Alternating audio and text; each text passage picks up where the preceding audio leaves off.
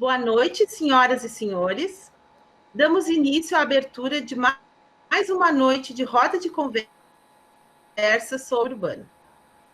Comprometidos com a integração social e sustentabilidade ambiental, as rodas de conversa são uma realização conjunta da Sociedade Brasileira de Arborização Urbana e Universidade Federal do Pampa, através do programa Arborização Urbana, Cidadania e Sustentabilidade, que estará transmitindo simultaneamente o evento pelo Facebook, nas páginas da Sociedade Brasileira de Arborização Urbana e do Programa Arborização Urbana. A promoção destes eventos objetiva levar à sociedade informações sobre os mais diversos aspectos da arborização urbana, em que técnicos de todo o país vêm compartilhar conosco um pouco de suas experiências e interagir com o público através de questionamentos ao final de suas exposições. Nesta noite, abordaremos o tema Benefícios e função social da arborização urbana. Com profissionais de grande experiência, as convidadas, a arquiteta e estudiosa da paisagem e de jardins, Ana Rita Sá Carneiro, de Recife, e Luciana Schenck, de São Carlos. Teremos como mediador o biólogo Fernando Periotto, de São Paulo. Os convidados autorizam a reprodução posterior deste material através de vídeo que ficará gravado e exibido nas redes sociais e YouTube dos organizadores. Agradecemos a presença dos técnicos, gestores, professores, estudantes e comunidade em geral que prestigiam nossos eventos. Aproveitamos para informar que o tema do próximo evento, no dia 25 de novembro, será Cidades que Nasceram Arborizadas, Maringá e Teresina. Para o bom andamento do evento, solicitamos a todos que mantenham seus vídeos e microfones desligados. Durante o evento, postaremos links para a lista de presenças e avaliação do evento. Dando início, convidamos o presidente Sérgio Chaves para fazer a saudação em nome da SBAL.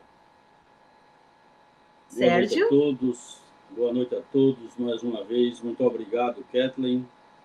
Em nome da Sociedade Brasileira de Arborização Urbana, que tem a missão de fazer avançar a arboricultura brasileira através do desenvolvimento da ciência e tecnologia, da profissionalização da atividade e da conscientização pública. Gostaria, inicialmente, de cumprimentar a organização do evento, através da Kathleen, que é sócia ativa, atuante da Sociedade Brasileira de Arborização Urbana e da Unipampa. Cumprimentar a todos da diretoria executiva da SBAL, saudar os convidados Luciana Bongiovanni, presidente da ABAP, e com carinho a minha querida e estimada professora Ana Rita Sá Carneiro e o mediador Fernando Periotto, mediador da rodada de conversa. Aproveitar a oportunidade para parabenizar o estimado amigo Demóstenes Filho pela passagem do seu natalício no dia de hoje. Hoje é um dia especial para todos nós, para todos os amantes das árvores, com mais essa roda de conversa, benefícios e função social da arborização urbana, com as presenças das renomadas professoras Luciana Bongiovanni e Ana Rita Sá Carneiro. Dar-lhes também que é um dia ímpar para todos os associados da Sociedade Brasileira de Arborização Urbana, pois hoje estamos apresentando o nosso novo informativo, com um novo formato e contendo 28 páginas. É uma edição especial, onde eu gostaria que a Kathleen fizesse a exposição desse material. Ele vai estar logo disponível no site da SBAL e para os associados. Então, esse é o nosso informativo, edição especial número 40, onde nós estamos trazendo aí a presença de uma mulher brasileira campeã do campeonato de escalada aqui em João Pessoa, no último evento, no CEBAL e CIAL de João Pessoa. Estamos trazendo uma matéria de capa que vai trazer as informações sobre o próximo 24º CEBAL e 3º Congresso Ibero-Americano em Campo Grande. Estamos trazendo aí, apresentando aos senhores o arborista em destaque, que é o nosso vice-presidente André Fraga, e estamos trazendo também uma edição, nessa edição, um artigo do Helry Lourenço. E aí, a segunda página, nós temos aí destaques, dois grandes ícones da sociedade, da nossa SBAL, que é a primeira presidente Maria do Carmo Sanchotene e o estimado Flávio Barcelos Oliveira. Então, essa é a mensagem do presidente, tem todo o expediente, e aí nós vamos seguindo, Kathleen. Aí o arborista em destaque, que é o André Fraga, pela brilhante carreira dedicada a proteger o meio ambiente. Informações sobre o 23º Congresso Brasileiro, que ocorreu ano passado, quase há um ano, aqui na cidade de João Pessoa.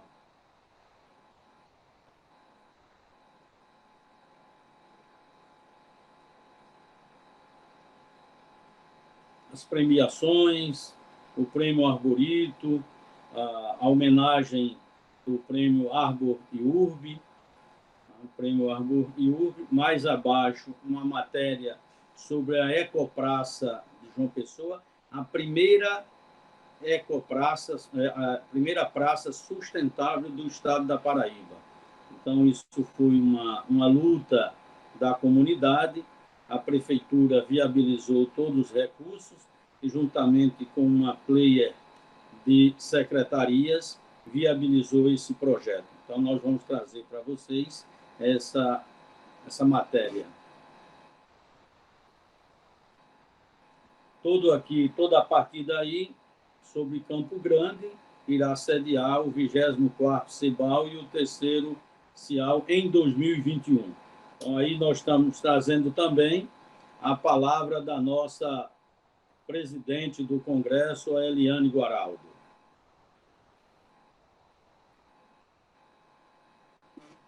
O próximo CEBAL irá lançar coletânea sobre a arborização urbana brasileira, que tem à frente aí o Fernando Periotto e outros. E aqui, implantar para mitigar uma experiência trazida lá de Porto Alegre.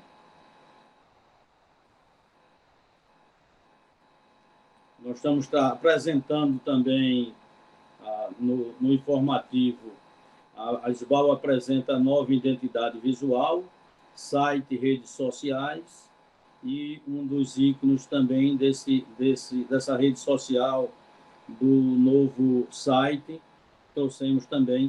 apresentamos também a Rádio SBAL.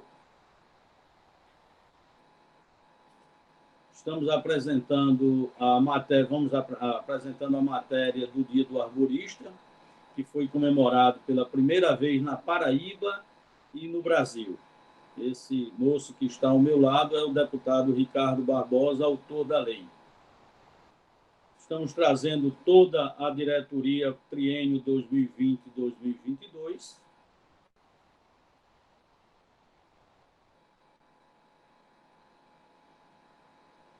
Essa matéria é do Giovanni Morelli e da Stefania Gasparini, são italianos, e esse artigo ele foi publicado originalmente no Reino Unido pela Associação de Arboricultura na revista RB Magazine e traduzido pelo nosso ex-presidente da SBAL e ex-presidente da ISA, nosso companheiro, estimado amigo Pedro Mendes Castro.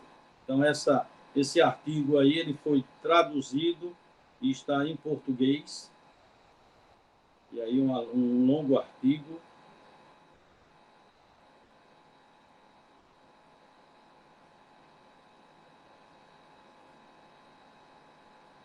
Aí outra o que estamos expondo aí a política pública em nível nacional, que é o grupo de trabalho da Política Nacional de Arborização Urbana, que nós estamos trabalhando com o pessoal. Trazendo também uma matéria internacional, que é a Sociedade Brasileira de Arborização Urbana é membro do Conselho Latino-Americano de Arboricultura e participou da sua fundação. Então, do lado esquerdo, ao meu lado esquerdo, tem todos os países envolvidos, e do lado direito, nessa logomarca, tem as logomarcas das instituições, e a nossa SBAL está aí presente. Uma matéria sobre o plantio de Porto Alegre, não é? Pela a empresa Engemaia e Companhia Limitada. Um artigo, Memórias da SBAL, um livro para contar a nossa história. Um artigo escrito, texto do biólogo ex-presidente Flávio Barcelos Oliveira.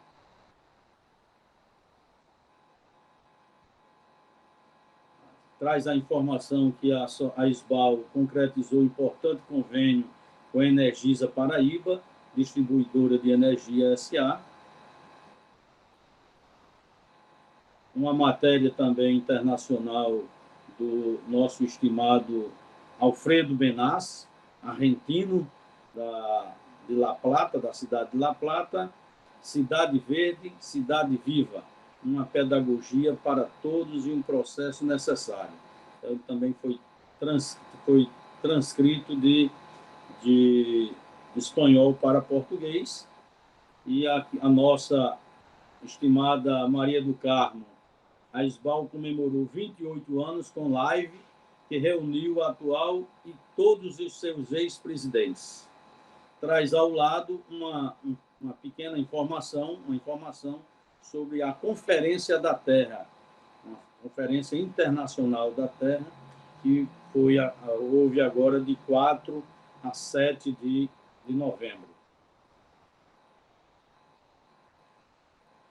O artigo do nosso Helry Lorenzi, por que ainda erramos tanto na arborização de nossas cidades. Ele traz um artigo.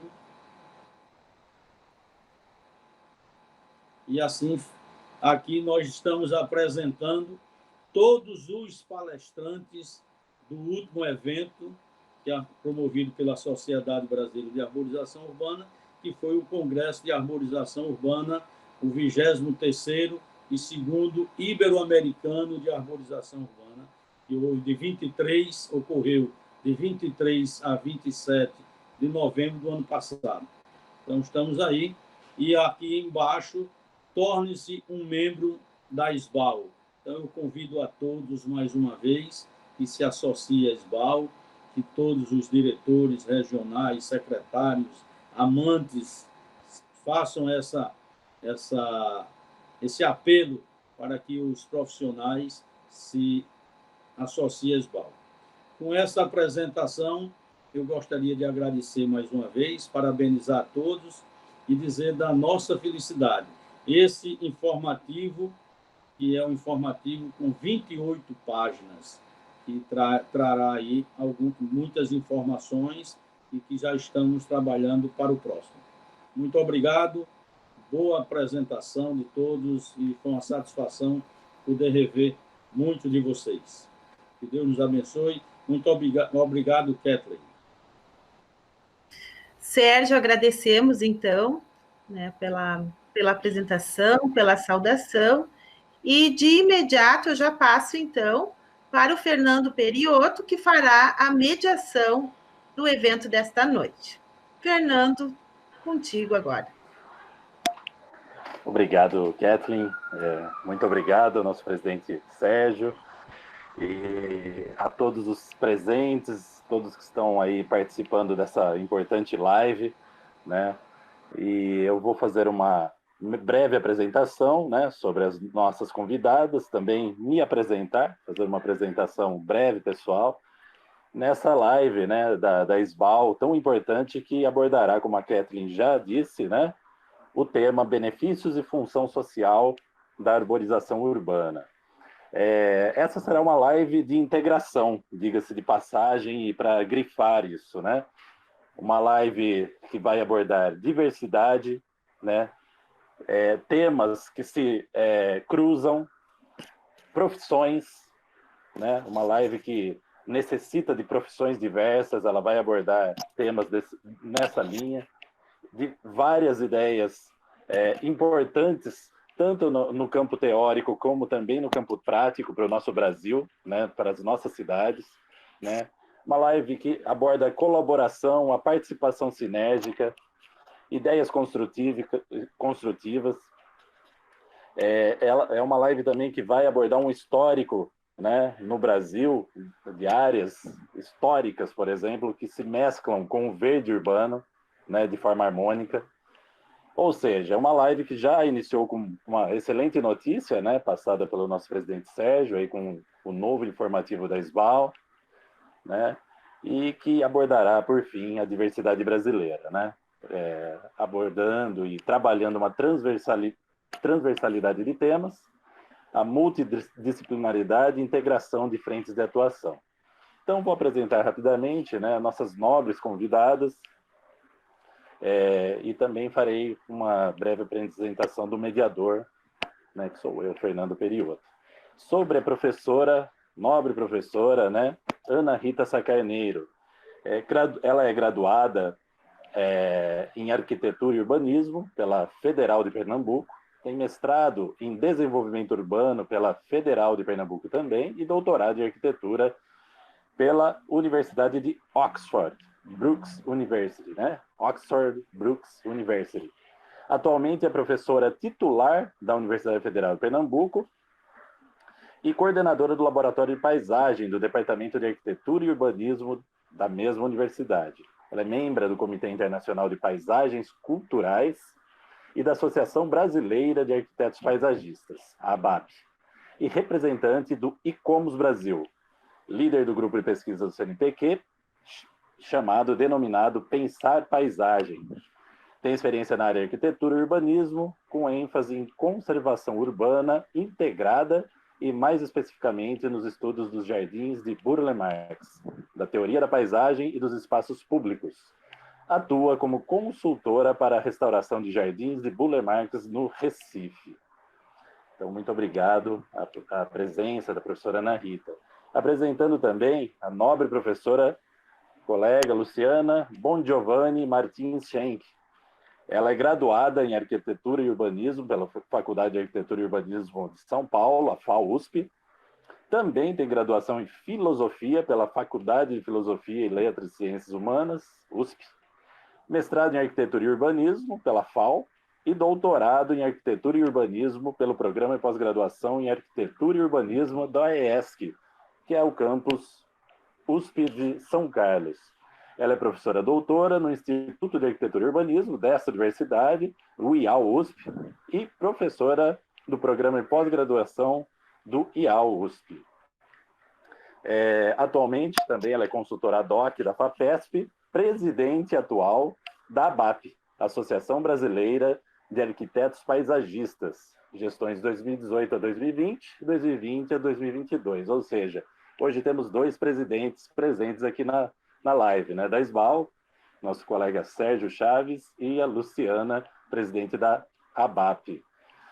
Sobre o Fernando Periotto, né? Eu vou me apresentar rapidamente. Eu sou o mediador dessa live, sou formado em Ciências Biológicas, licenciatura e bacharelado pela Universidade Federal de São Carlos, e fiz mestrado e doutorado lá na Universidade Federal de São Carlos também.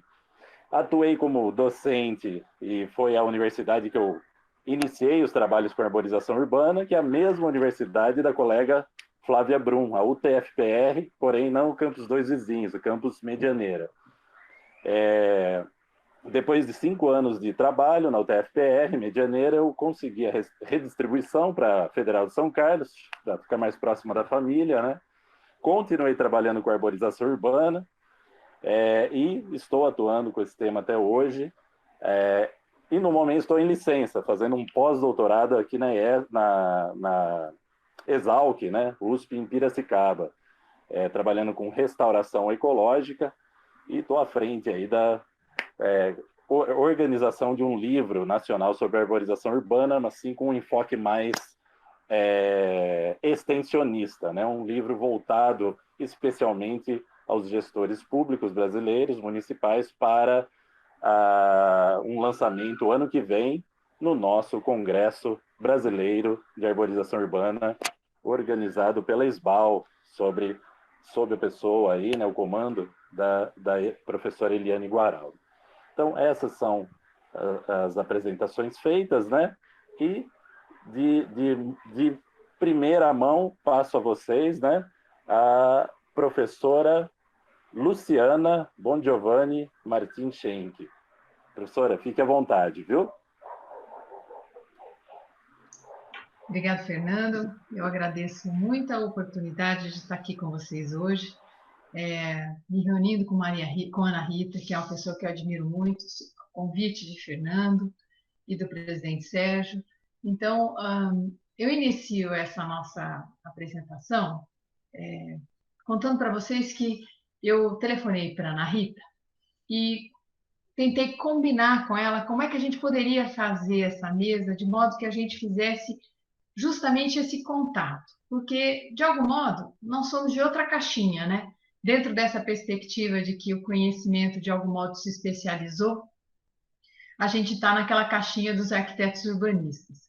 E, para ser muito honesta, dentro da caixinha dos arquitetos urbanistas, eu sou uma parte pequena, porque o arquiteto da paisagem, que alguns ainda chamam de paisagista, ele é um ser, é uma atuação pequena, é uma das atribuições profissionais, mas é uma atuação pequena, no compêndio de 200 mil arquitetos urbanistas que o CAU-USP, que o Conselho de Arquitetura Urbanista tem hoje registrados. Mas essa ação na paisagem, ela é de fato muito instigante, e ela tem tudo a ver com as questões de arborização, sem dúvida nenhuma. Mas eu vou tentar mostrar para vocês o modo como nós podemos dar a nossa contribuição. E mais do que tudo, com imenso respeito, querendo aqui fazer essa ponte, esse nexo, esse elo entre profissões que devem trabalhar colaborativamente com um horizonte, que não é só a questão da arborização, mas é um projeto de nação no nosso país. Bom, então vou começar compartilhando a tela. Vamos ver se eu aprendi direitinho aqui essas logísticas, não é? E, Fernando, você me conta se vocês estão vendo a imagem. Sim, sim. Ok, Luciana. Já? Tá, João. Apareceu, então, certinho. Tá bom. Então, como disseram, eu trabalho aqui em São Carlos, no Instituto de Arquitetura e Urbanismo. Tenho uma formação híbrida, esse segundo curso em filosofia, na verdade, faz com que filosofia e arquitetura se encontrem na paisagem. Paisagem é um termo polissêmico, tem muitas entradas para a paisagem, os biólogos e ecólogos usam de uma certa maneira, os geógrafos usam de outra, e tem um texto seminal de um filósofo também chamado Mark Bess, sobre as muitas portas que a paisagem tem. E eu acho que isso não deve levar a confusão alguma, nem conflito. De fato, é uma complexidade bem-vinda, porque a paisagem, ela de fato é o lugar onde a gente habita, de fato. Então, eu vou tentar mostrar para vocês com essa apresentação que a arborização, ela não esteve sempre nas cidades e que, de algum modo, existe um momento em que ela passa a participar, não episodicamente, mas sob a forma de um sistema. E como todo começo tem que ter um começo, a gente diria que este nosso país, esse nosso mundo é finito, as nossas formas de ocupação, elas têm sido, de fato, muito conflituosas com o meio físico e as nossas formas de ocupação, em especial em países como o nosso, em que as questões de vulnerabilidade social são uma realidade presente, a gente vê fragilidades ambientais se sobreporem. E coisas que, a princípio, não deveriam acontecer, acontecem. E por que não deveriam acontecer? De fato, isso poderia ter um outro título, Crônica de uma Morte Anunciada. Porque a gente sabe que os rios de trópico têm um pulso. Eles, de fato, inundam a várzea. E em um determinado momento, a gente foi lá e construiu marginais, avenidas de fundo de vale, retificou e tamponou diversos corpos hídricos, criando conflitos que hoje em dia são de difícil resolução. Outra opção que a gente também fez nesse nosso processo de desenvolvimento, não é, foi dar uma opção, um protagonismo para o carro. E vocês podem estar pensando, mas a gente não ia falar de árvores? Sim, nós vamos falar de árvores, principalmente porque todas essas coisas hoje em dia têm que ser vistas de um modo sistêmico. Os planos, de fato, eles são articulados e nós devemos buscar por essa articulação, porque a oportunidade, de fato, de cidades que podem ter um futuro melhor para os seus cidadãos, um futuro que se ligue à saúde, um futuro que se ligue à felicidade, por que não? Essa palavra muitas vezes a gente deixa de usar, principalmente no ambiente acadêmico ou científico, mas eu conto para vocês que tem vários filósofos que investigaram as questões de felicidade e o quanto ela é necessária. A gente agora, nesse afastamento social, está percebendo mais do que tudo que passear por aí, que caminhar pela cidade, que encontrar as árvores é uma necessidade, não é um luxo, não é? Ao mesmo tempo, as nossas opções de desenvolvimento também têm levado à construção de momentos insustentáveis. Então, que a gente tenha a construção cotidiana de conflitos entre opções de processo de desenvolvimento e a ocupação do ambiente, comprometendo, há um comprometimento da vida e um comprometimento do nosso futuro comum. E talvez a gente devesse pensar fora da caixa. Então, eu trago uma imagem que não é muito comum. A gente, em geral, vê o norte para cima, o sul para baixo, e eu trago isso como uma mensagem, não é? Ou seja, nós vamos tentar aqui pensar um pouco fora da caixa. Então, do sistema ao plano, ou sistema e plano, pensando isso. Quando isso começou a acontecer? Isso é uma imagem de uma cartografia da cidade de Roma, e eu tenho aqui mais ou menos 1,5 milha por 1,5 milha, 1,6 quilômetros. E vocês estão vendo a grade de ruas e os espaços livres, aqui é o Rio Tibre, que passa em Roma. Vocês podem ver esses padrões morfológicos, que é como a gente chama morfologia em urbanismo, é isso. Ou seja, a forma que essas grades de rua têm, algo um pouco mais orgânico desse lado de cá, algo com uma cara mais de planejado do lado de lá. Vocês estão vendo cicatrizes de coisas que foram romanas, por exemplo, esse lugar das corridas de biga, que vão se tornar, por exemplo, a Piazza Navona, hoje em dia em Roma. Mas eu vou mostrar para vocês Roma no século I, essa maquete que está lá, que é muito bonita, que mostra o aqueduto, o Coliseu, o tal dos circos que eu falei para vocês, e vocês não estão vendo a presença aqui de arborização nenhuma, não é? Ou seja, não era uma pauta. Onde é que estava a vegetação? A vegetação está ligada à elite. A vegetação é um artigo de luxo. De fato, isso vai estar dentro da historiografia da paisagem, vai estar testemunhado toda essa questão de que o verdejado está para fora das cidades, existe uma separação clara, e as questões do verdejamento, quando ele está dentro do registro das cidades, ele está ligado à elite, a um jardim fechado, a dentro de um convento, quando eu chegar no medievo. Mostra a cidade de Siena, ainda hoje dentro desse registro, não é? Toda muito pavimentada, e aí vocês vão prestar atenção, ou vão perceber, que esse tipo de modelo, quando ele é transposto para um país de trópicos, com o regime de chuvas que a gente tem, é, de fato, um caminho para o desastre, não é? Mas as nossas matrizes culturais, elas se misturam, e a gente vai tendo um desenvolvimento, isso aqui é um croquis de uma rua de Siena. Olha lá, o casario faz com que aquela morfologia de ruas crie esse espaço. O espaço público é o espaço da rua, que se confunde com o espaço da calçada. Não há espaço para se pensar numa arborização urbana aqui.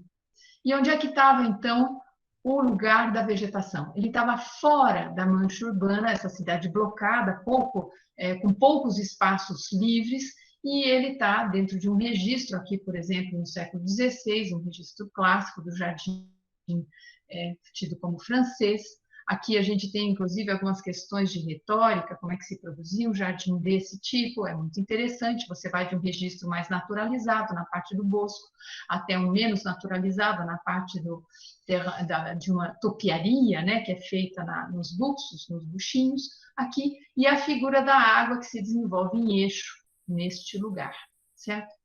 São lugares aprazíveis, interessantes, mas registro máximo, Versalhes, século XVII. Eu estou na França, eu estou sob o domínio de um rei absolutamente poderoso, que é capaz de ter um jardim que não tem mais 200 metros, mais 3 quilômetros. Só que o que é a cidade nessa época? Não é? A cidade de Paris, e essa cartografia de 1817, mas não está muito diferente da época do próprio Luís XIV. É uma cidade com grandes dificuldades de crescimento, porque ela teve muralhas, as muralhas são destruídas, os bosques, tanto esse do lado de cá de Vincennes quanto o de Boulogne, são bosques ligados à caça. E não são áreas, por exemplo, áreas públicas, não são parques. Quando tudo isso vai virar? O que aconteceu que a gente mudou o registro das cidades? Aconteceu justamente o fenômeno da industrialização. A industrialização tornou as cidades densas e insalubres. Olha só, a ideia de uma pandemia hoje era a ideia da epidemia naquela época. Morria-se muito, vivia-se em condições, principalmente a classe trabalhadora, miseráveis, trabalho infantil, etc, etc. E a grande questão era que as pessoas da sociedade, tem aí várias coisas acontecendo na história, mas o meu registro aqui está em contar para vocês em que momento a vegetação vai entrar nessa cidade. A vegetação vem junto com as questões do sanitarismo, ou seja, nós vamos, né, observar um movimento que vai rasgar a cidade. Isso aqui é todo o trabalho do prefeito Haussmann, justamente a partir de meados do século XIX, aonde Paris, essa Paris que se visita hoje com seus lindos boulevards, foi construída a machadada, né? O caminho mais curto entre dois pontos é a linha reta, e aí se rasga aquela morfologia de cidade medieva e se criam os boulevards, que são uma marca registrada de uma cidade e de uma época. Pronto. Aqui, a questão da arborização não é mais episódica, não é mais ligada ao luxo de uma classe. Ela é um sistema, ela é parte da rua, ela é parte da cidade, porque a arborização urbana não é só a questão da rua arborizada, mas é a praça e é o parque. Fechando aí, então, um sistema muito importante para a manutenção da saúde, mas também com um registro estético forte.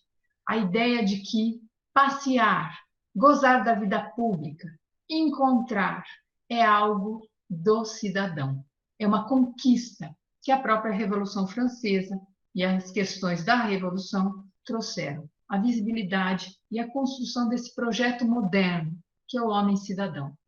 Mostro também o exemplo ocorrido quase na mesma época em Barcelona. Esses grandes bigodes pertencem a Ildefonso Cerdá, que, à mesma época, 1859, Haussmann é um pouco anterior, está fazendo o projeto da ampliação incessante de Barcelona.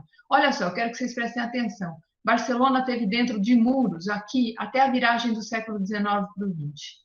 E aí, olha isso aqui, que imagem linda. É a morfologia da Cidade Vieja, ou do bairro gótico, hoje em dia, e da parte que o Cerdá projetou. Infelizmente, todos esses miolos de quarteirão, no projeto original, eram espaços livres verdejados, que foram ocupados com o passar do tempo. Mas olha que projeto de rua. Você tem, na verdade, uma rua local, tem um espaço para 4 árvores e larguíssimas avenidas, não é? Dentro desse projeto moderno de cidade, não é? E aí nós vamos mudar e nós vamos parar na América. Nós vamos para a cidade de Nova York, o Central Park, para todo mundo conhecer a pessoa que foi objeto do meu doutorado, pela qual eu nutro imensa paixão. Frederick Law Olmsted é um sujeito que, nascido nos Estados Unidos, vai viajar à Europa, conhecer os parques lá e voltar com a ideia de que Nova York precisava de um parque imenso, para uma cidade que, à época, quantos habitantes deveria ter? O Central Park, quando em 1858 ele foi colocado, cada dentinho desse é um quarteirão. E o Central Park tem uma extensão enorme. Mas aqui estão lançadas as bases daquilo que será a arquitetura da paisagem, que é um campo disciplinar que busca unir questões infraestruturais a questões sociais. Então, isso aqui é o antigo reservatório de água da cidade.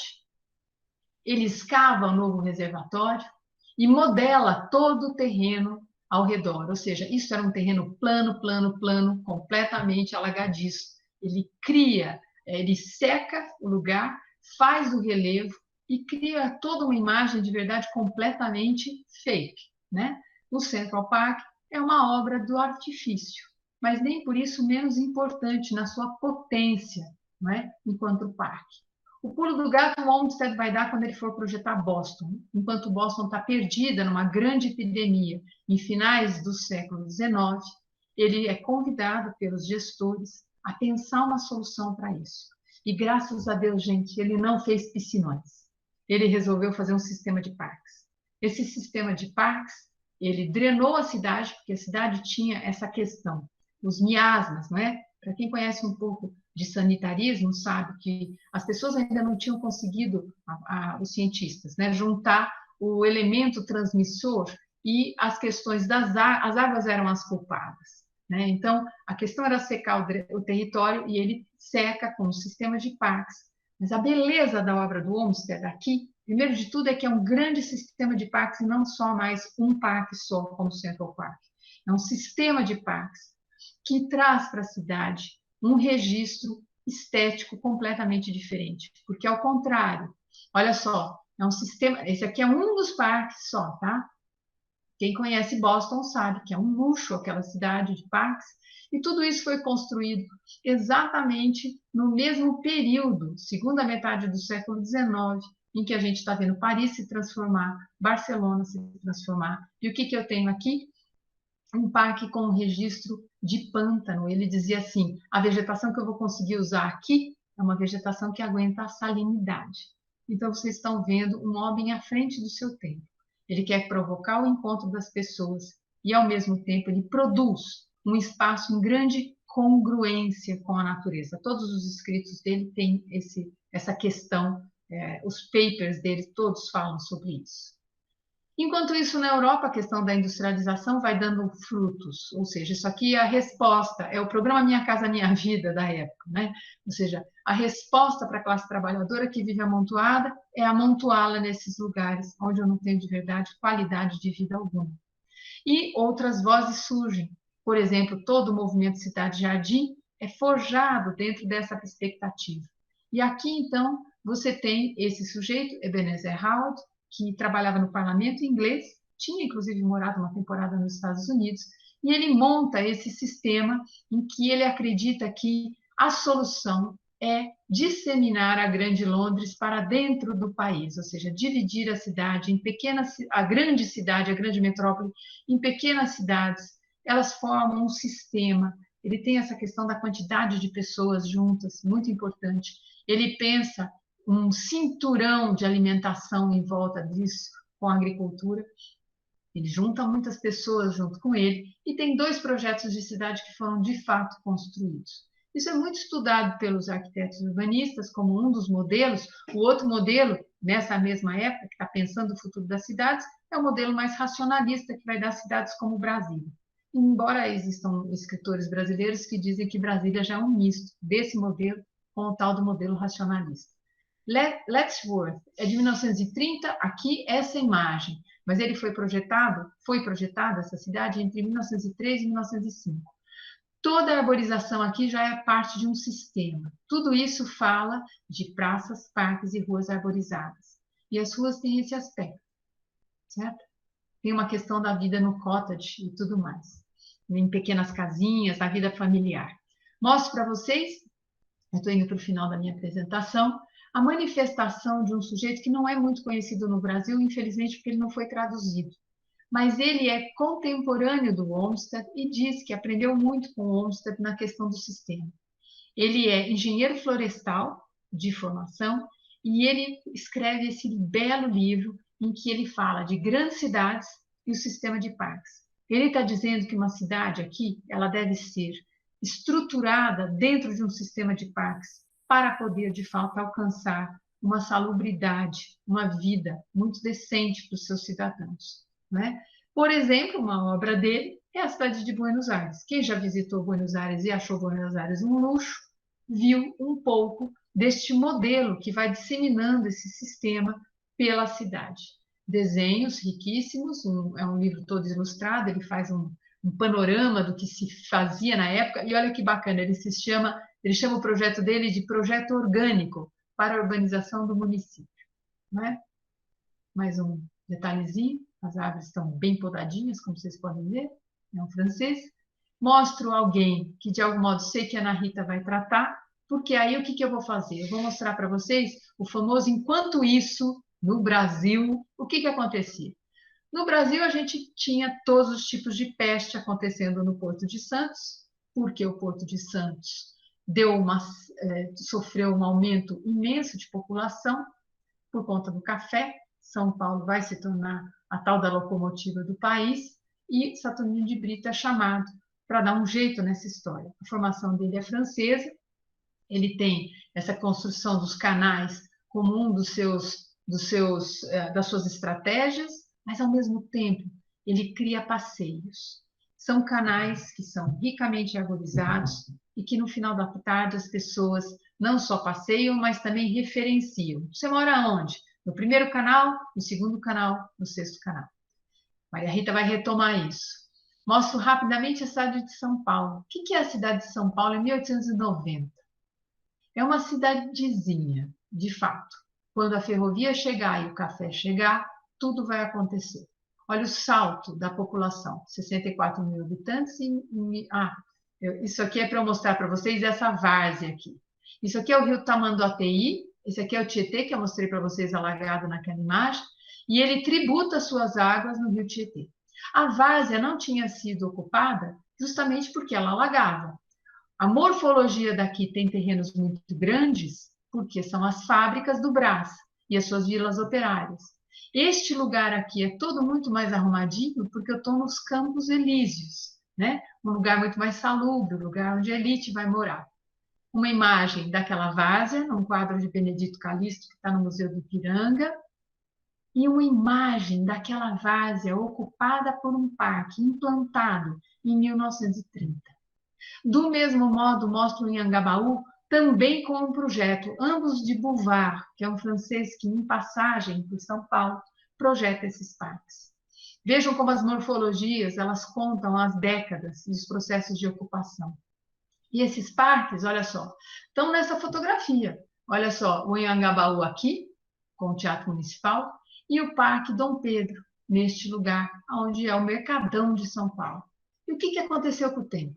Com o tempo, o Anhangabaú foi tomado pelos carros, o rio foi embutido, e aí, mas a cidade está aqui crescendo e crescendo, 1962, não dá nem mais para ser estacionamento, porque o carro tem que passar, o carro tem que passar, isso aqui é o viaduto do Chá, em São Paulo. Esse parque resiste até 1930, e o que vai acontecer com esses dois parques? Ele vai se tornar esse macarrão de viadutos. E aquele rio que serpenteava aqui vai se tornar isso, certo? Então, meus caros, finalizando a minha fala, eu diria, nós fomos construindo os nossos conflitos. De fato, o horizonte é tentar conseguir, através de um planejamento sistêmico, unir todos os esforços, porque as respostas não estão em uma caixa só.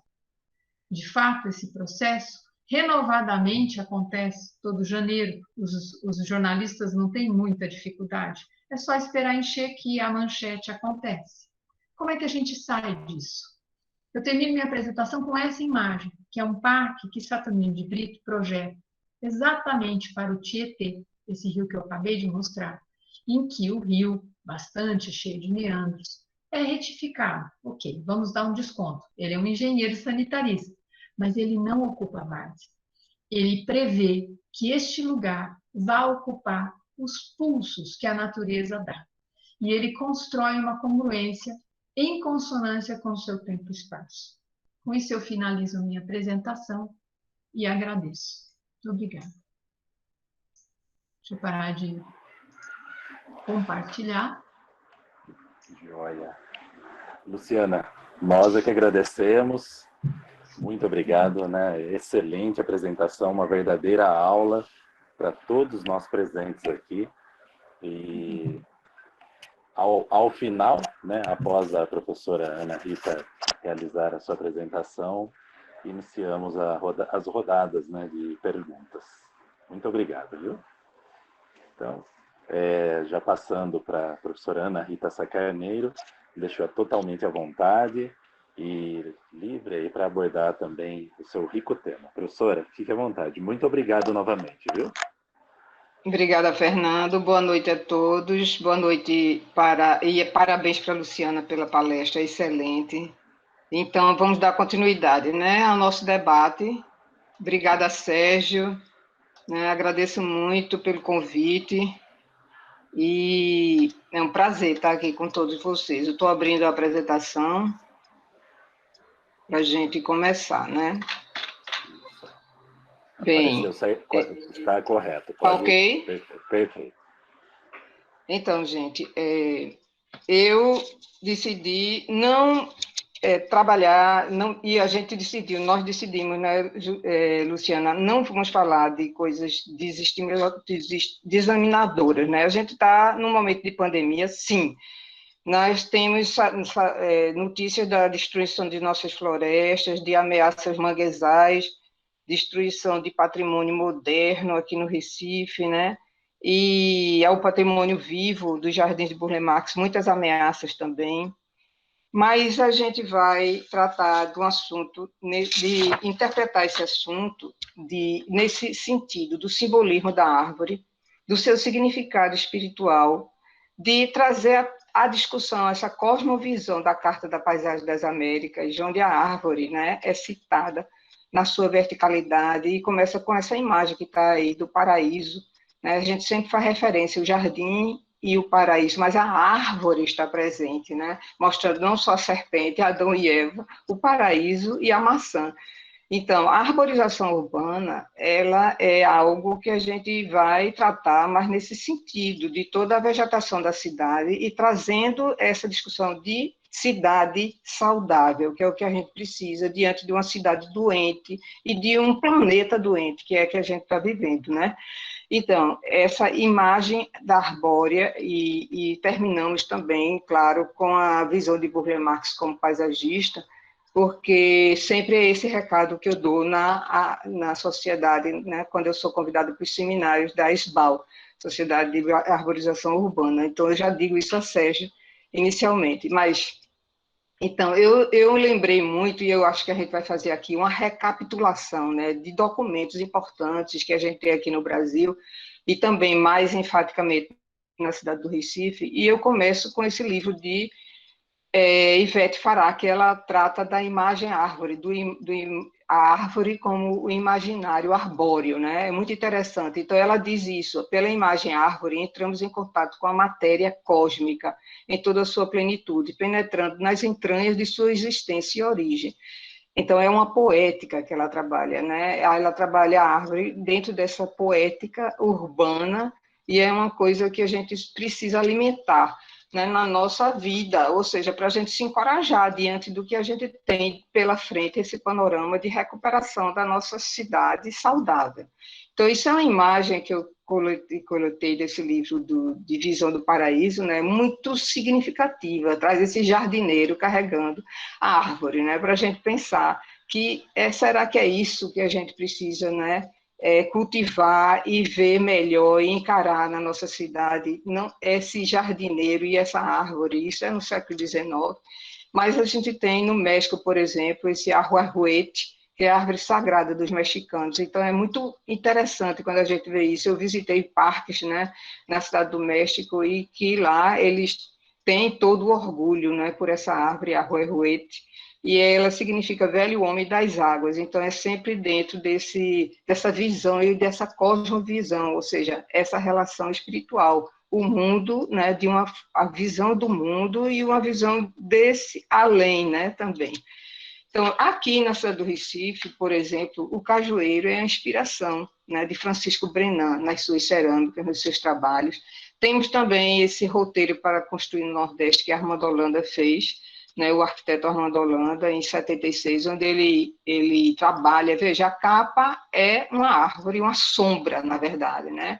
O arquiteto traz esses itens que ele aborda na cidade, para se construir no Nordeste, onde é procurar a sombra, acima de tudo, e a árvore, mesmo simbolizando a casa, né? Criar sombra, recuar paredes, vazar muros, construir frondoso. É essa mensagem que ele dá nesse livro de 76, foi reeditado, e eu estou lançando coisas como se a gente estivesse fazendo uma viagem também, não é? Pela história, e me lembrei de colocar essa imagem do Juazeiro. Veja, é a mesma coisa que apareceu no slide anterior, é essa copa vasta e uma sombra, né? Nesse solo, apesar de árido, mas a gente sente uma leveza, né? E algo que abriga. Aqui na cidade do Recife, o nosso Jardim Botânico do Recife, o símbolo é o visgueiro, né? Então, isso também é muito importante, essa referência que se tem para várias coisas, né? E que ver árvore é ter vida, é ver vida. Então, hoje a gente está diante dessa mudança de paradigma no planejamento urbano. O que é que a gente tem, né, pela frente? É uma cidade adoentada, mas em busca de uma cidade saudável, que foi a mesma coisa que aconteceu no início do século XX, diante de tantas doenças que vinham acontecendo no mundo, né, que vinham acontecendo, e o que a gente está querendo é essa busca por espaços saudáveis, abertos, arborizados, para o bem-estar do corpo e da mente. Então, esse bem-estar é muito interessante, né, visualizar isso como algo a alcançar, essa felicidade que Luciana também colocou. Qual o vínculo, então, entre arquitetura, urbanismo e saúde? Eu recebi a revista da FAPESP esse mês, né, e ela aborda esse item, que é espaços saudáveis, uma matéria que eu achei muito interessante, né? Então, diante daquelas doenças que existiam no fim do século XIX, houve essa abordagem e também uma solução, né, de criar escolas ao ar livre, e elas surgiram na Bélgica e na Alemanha, em 1904, para garantir condições mais seguras de saúde. Utilizavam mesas, cadeiras e lousa portáteis, o que permitia aos alunos e professores formar classes sob as árvores. Essa imagem que a revista mostra é exatamente isso, né? E houve em São Paulo, ela fala dessa escola de aplicação ao ar livre, no Parque da Água Branca, eu não conheço, isso foi em 1939, e diante dessas doenças, né, tuberculose e raquitismo. Então, isso é uma medida, né, uma forma de enfrentar esse problema. E o título dessa matéria é Espaços Saudáveis. Isso me lembrou o projeto, né, de plano de saneamento de Recife, de Saturnino de Brito, que foi de 1910, né? Entre 1910 e 1917, ele desenvolveu, e exatamente com esse lema, de um Recife adoentado para um Recife civilizado, a busca de uma cidade saudável. A arborização é exatamente essa, né? Busca essa recuperação, essa renovação, reestruturação, e isso foi uma imagem claro, está disponível, do trabalho de Saturnino e publicado, quer dizer, ainda não publicado, mas presente na dissertação de Luiz Acioli, que eu orientei, e a gente vê todo esse verde e a questão da visão sistêmica. Veja, essa amarelinho aqui são os quarteirões projetados, né, para o adensamento e a expansão da cidade, né? E isso aqui já estava construído aqui, onde está meio difícil a imagem, mas a gente vai ver isso interpretado nessa imagem seguinte. Mas é só para dar uma noção desse plano de saneamento, onde ele trabalha o projeto de melhoramentos. Ela interpreta aqui, que ela faz essa imagem, né, trabalhada, mostrando que isso aqui não era parque, mas ele indica para se criar parque. Aqui é o cemitério de Santa Maria, ele indica toda uma área que emenda com o atual Parque 13 de Maio, né? Então, buscando todos esses pontos e indicando, e ela consegue visualizar todos esses espaços, né, que estão aqui mencionados, até aqui, dentro dessa imagem, desse plano de Saturnino, ou seja, depois foram se construindo, né? Algumas coisas não foram, né? Não foram dentro, mas o Derby, por exemplo, que é a Praça do Derby, e era antes o Parque do Derby, foi todo um projeto dele e indicações para expansão de um sistema, na verdade, né? Então, isso está, essa imagem é dessa dissertação de Luísa, que foi um presente do nosso Laboratório da Paisagem, né? Então, essa revista da FAPESP traz também essa imagem de Brasília. Brasília como cidade-parque. O que é que a gente vê aqui? Toda essa arborização, né, percorrendo o espaço construído, né? Então, é realmente uma vista que agrada, né, quando a gente olha.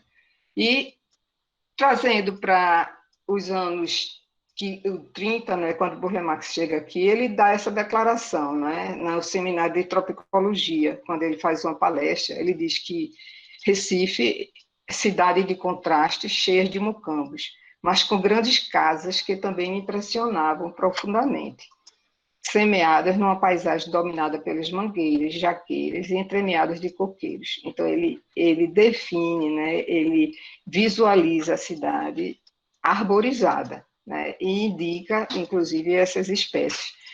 Aqui eu trouxe uma imagem de uma pintura de Van Gogh, do Banco de Pedra. É o tema da pintura, né, do quadro, mas de 1889, mas o que é que a gente vê? A gente vê o tronco da árvore, ou seja, é como se ela tivesse à frente desse banco. O banco está aqui. Mas o que seria desse banco sozinho, sem um abrigo? Isso é um desenho de Burle Marx, que é de um Porta d'Água, era chamado o antigo bairro, né, do Monteiro, que hoje é Monteiro, e isso foi um desenho dele de 1932, que tem no catálogo de uma exposição, onde a gente visualiza, né, e Van Gogh foi uma inspiração para Burle Marx, né, o pintor, entre outros, Proclé, Matisse, Arp, Van Gogh também, e ele marca isso muito bem nesse desenho, né? São alguns dos primeiros desenhos dele.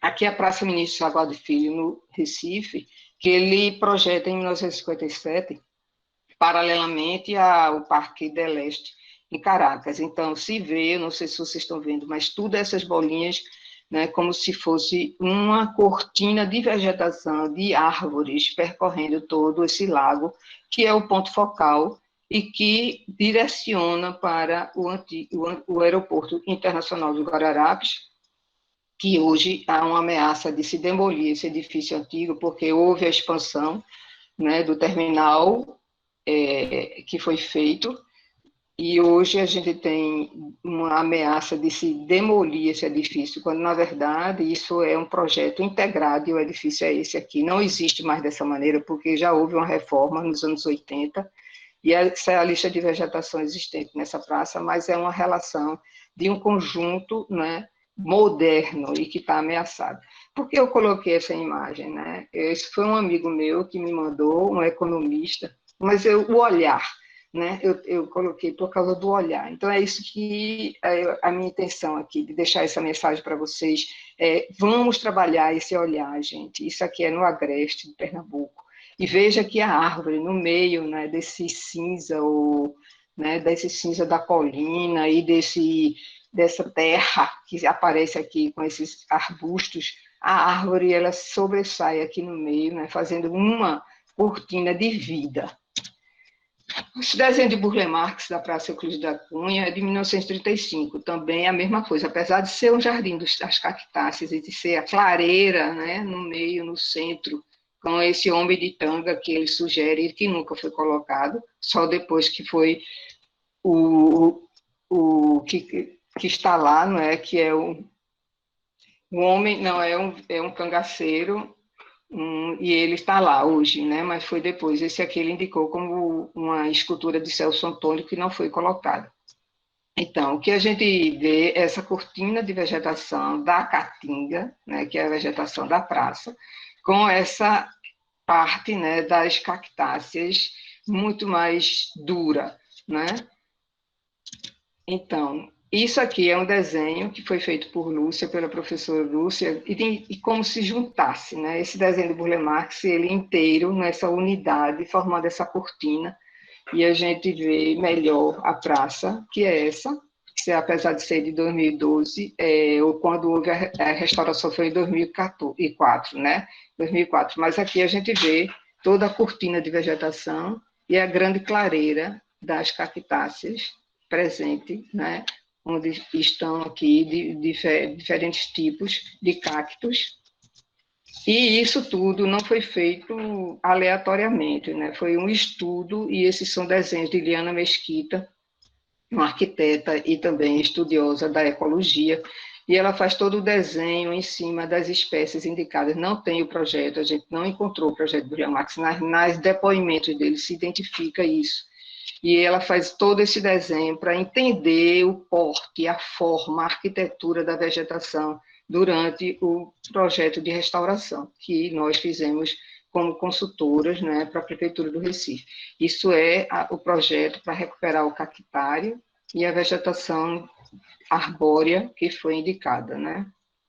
Esse também é um livro de Liana Mesquita, de Arborização do Recife, que é interessantíssimo, onde ela indica não só fundamentos, mas a seleção de espécies, a execução do plantio, e ela faz esses desenhos, né? É uma coisa preciosa esse livro. A gente não pode deixar de falar nesse livro quando trata de arborização no Recife. Então, mostrando ainda, fazendo esse percurso, né, que a gente está fazendo, não só em Recife, mas também em cidades como a de Salvador, se identifica o Terreiro de Jesus. Aqui está uma linha bem clarinha, que é a vegetação de contorno, e que a gente vê aqui também a cortina de vegetação indicada, né, pelo paisagista, nessa área que fica livre, né, onde tem a fonte, e essa área mais ampla de um lago, né, mais aberta, então segue o mesmo princípio projetual, né, e isso está no livro de Flávio Mota, e aqui somente mostrando para vocês como esse princípio ele permanece, ele está sempre, né, sendo algo que ele percorre, que é a inspiração dele, né, a arborização.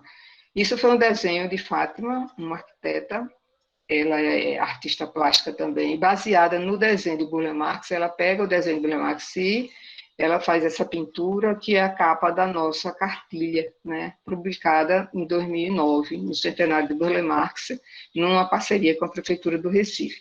Mais desenhos, né, de Burle Marx, esse é de 37, né, o Ficus, outro desenho, e ele faz essa citação desse livro de Lemos, que é bem interessante, né? É sobre o flamboyant. A árvore que me lembra o Natal é o flamboyant. Passei um Natal na Alemanha e tive saudades de casa, da família, sentada em cadeiras sob a árvore. Nela moravam pombos. Ao defecarem, eles fecundavam nossas cabeças. Então, é uma visão, né, de natureza, né, que Burle Marx conserva e reflete no seu trabalho, como na Praça de Casa Forte, também em Recife. Toda essa vegetação percorrendo essa profundidade, né, uma praça de profundidade, como diz Camilo Cite. Aqui é o Jardim do Centro de Plantas da Amazônia, do ecossistema da Amazônia, e a Índia se banhar, que nunca foi colocada também. Isso é uma foto de Alexandre Bezin, de 1940, e mais desenhos dele também, sobre a Praça de Casa Forte, onde se vê, né, a fila duplicada, né, de árvores percorrendo toda a praça, assim como as palmeiras, essa diversidade. Uma vista aérea da Praça de Casa Forte, né, onde a gente pode ver essa vegetação toda percorrendo a praça, e a esclareira, que é os lagos, outro lago e o Lago de Cá, são 3 lagos. Então, ela abraça, né, os visitantes ao chegar na Praça de Casa Forte. Isso foi em 2015, nossa aluna que tirou essa foto belíssima, é como se você se sentisse abraçado, né, por esse espaço, apesar de estar na cidade, em pleno, né, dinâmica urbana, outra parte, e mais uma vez já um desenho. Né? Nesse desenho, que ele também ele reflete um tipo, né, de árvore, mas o que é que a gente vê? A gente vê um projeto de paisagem, né? Nós podemos ver como se isso aí fosse um piso, né, que ele projeta, isso é a interpretação que ele faz da árvore no modo de ver dele e como se estivesse penetrando, né, nesse interior. Aqui é uma superquadra em Brasília, onde ele coloca essa árvore que se chama o nome popular jacaré, né? E ele diz isso no livro de Tabacô, sobre as conferências dele. À medida que nos aprofundamos no conhecimento das plantas, ampliamos, quase numa razão logarítmica, a área do desconhecido. O conhecimento desvenda maiores mistérios. É sempre algo a se conhecer. Todo dia a gente aprende. Né? Então, essa interpretação que Pietro Bardi faz, está na revista Habitat, de 54, ele diz, o título da matéria é A Tarefa Nativista de Roberto Burle Marx, a síntese do real. É impressionante, né? Então, as raízes do vegetal estão aqui, e aí são desenhos de Burle Marx, né? Como se ele estivesse se aprofundando e penetrando nesse mistério que é a árvore. Burle Marx se apossou, isso é a interpretação de Bardi, da massa florestal, dos troncos, dos galhos, de suas cores, de suas fantásticas formas de cenário tropical, sejam da amazônica, sejam da Tijuca, sejam do sertão, sejam do litoral, e as centrifugou até decompô-las em análise, para então, inconsciente, temático, lhes extrair a síntese formal e plástica típicos de sua arte. O que é que a gente está vendo aqui? É exatamente como a pintura, o desenho e o jardim se fundem, né? Então, esses desenhos vão como se estivesse decodificando, né? E terminam nesse Mangue Azul, que é uma pintura dele, de 1963, está no livro de Lauro Cavalcante, dos 100 anos, de Burle Marx, é belíssimo. Isso também, né, é de um catálogo de exposição, onde a gente vê a arte da pintura e do jardim, junto, esse conjunto me agrada muito, né? De desenhos e de projeto. Aqui é o Banco Safra, o projeto do Banco Safra, e a gente visualiza um tronco, né, como se fosse uma seção dele. E isso aqui foi uma discussão que eu tive com um aluno meu, Wilson, e a gente fazendo exatamente, tentando projetar, tentando fazer um esquema do pensamento, né, do olhar jardineiro de Burle Marx a partir da natureza, dessa artialização, né, que Roger trabalha, o filósofo, né, de operacionalizar a natureza em paisagem, em viso, através da pintura, da música, e in situ, no jardim. Aqui é o jardim, o projeto, e aqui o jardim realizado. Esse é o pensamento jardineiro e paisageiro, né, a gente pode dizer, de Burle Marx. E aí nós vemos essa estrutura íntima traduzida nesse abstracionismo, né, que é a pintura abstrata que ele faz, mas que essa árvore ela está presente, essa vegetação ela está totalmente vista, né, aqui, como no trabalho da Praça dos Cristais, que é do Ministério do Exército em Brasília. Eu termino com essa imagem, e eu coloquei improvisação. Mas Tabacô coloca assim também, em algum momento, quando ele se refere a essa imagem, que Burle Marx falando, de por que ele colocou isso, ele diz, o material de construção para o paisagista não é o tijolo, nem o concreto ou o ferro. A planta é um ser vivo, a exigir suas próprias condições, mas a um pequeno preço. Ela nos compensa com sua própria dinâmica, com a floração, frutificação, queda das folhas e até com a morte. Né? Isso é de 1950 que ele coloca isso, né? Como até encontrou, mas fez parte, né, do projeto também. Então, gente, é isso, a minha mensagem é essa, da gente refletir, né, sobre esse universo, né, que é a questão da árvore e da arborização. Eu agradeço, né, e vamos ficar aqui com vocês para o debate. Obrigada. Muito obrigado, professora Ana Rita.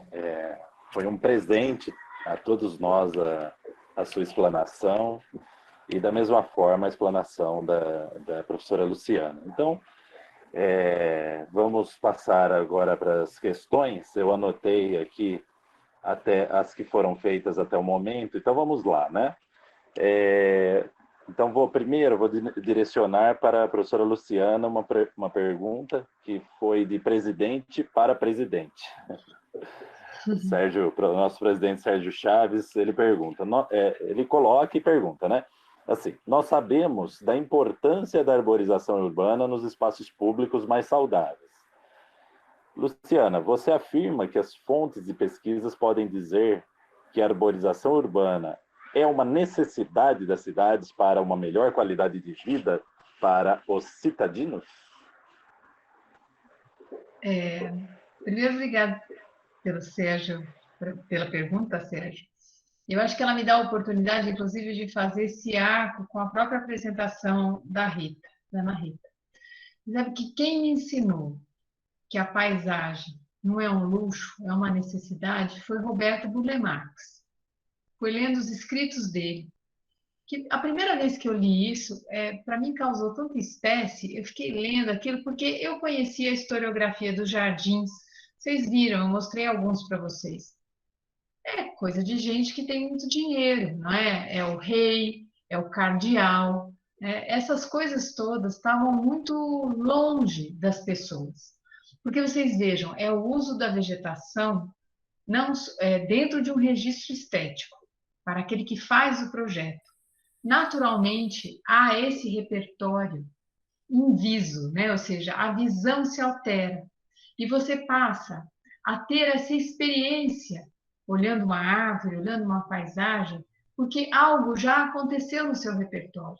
A paisagem é uma construção cultural. Paisagem não é natureza. Não são exatamente a mesma coisa. Existe aí uma alteração, não é? Pelo menos segundo os trâmites da arte, da arquitetura. Eu estou contando para vocês, lembra da minha fala? Ou seja, tem várias portas para entrar na paisagem. Então, o bacana é que a Ana Rita ela trouxe para a gente esse espectro de quais são os óculos que a gente usa quando a gente está pensando essas coisas. E eu não tenho dúvida de que isso, de algum modo, esteja também no olhar de vocês. Não é privilégio de quem teve a formação em arte, arquitetura e urbanismo olhar desse modo, absolutamente. Não é pretensioso, seria pretensioso afirmar isso. O que a gente simplesmente está dizendo é que no processo do nosso desenvolvimento cultural, seja ele qual for, um certo olhar se instala. E ele mira esses lugares não como uma questão de luxo mais, mas como uma questão necessária. Porque vocês vejam, a beleza de tudo é conseguir associar as duas coisas, né? Ou seja, quando eu planto uma sequência de árvores, eu vou ter serviços ecossistêmicos, embora o nome não me agrade muito, porque eu acho que funcionaliza muito, né? Mas eu consigo entender.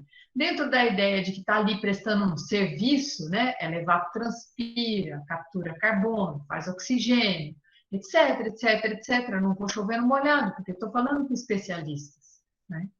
Mas eu acho que quando a gente estende isso para a ideia de paisagem, eu entro dentro desse registro que é social, esse registro que é estético, esse registro que, de fato, expande o olhar para uma árvore, né? Ou seja, quando eu instalo uma árvore numa rua, ou eu penso uma rua com árvores, eu não estou só fazendo uma questão técnica, eu não estou só respondendo tecnicamente, ou pelo menos não deveria, né?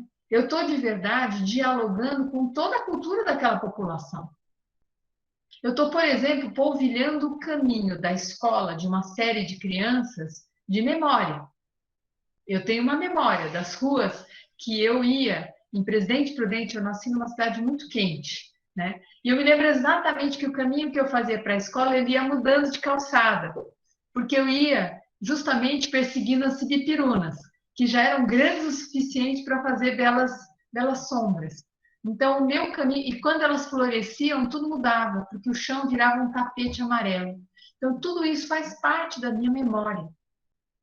Então, arborizar, sem dúvida nenhuma, não é um luxo, é uma necessidade, porque o nosso espírito ele não precisa só desculpe, o nosso corpo e a nossa mente é uma coisa só, não é separado. Eu não preciso só de um bom ar, eu não preciso só de uma condição de temperatura razoável. Eu preciso de verdade de experiências. Eu preciso viver.